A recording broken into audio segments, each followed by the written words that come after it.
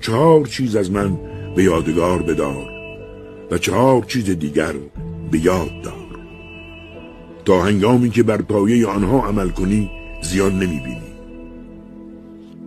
برترین توانگری ها خردمندی است و بزرگترین ناداری نادانی و ترسناکترین تنهایی خودپسندی و شریفترین اصل و نسب خوشخویی.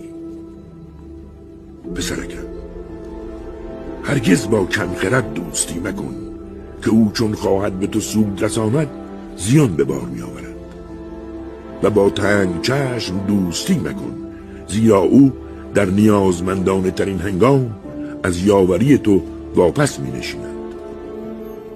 و با تبهکار و فاجر دوستی مکن که تو را به اندک چیزی می فروشد، و نیز با دروغگو که چون سراب است، دور را در چشم تو نزدیک و نزدیک را دور می نماید.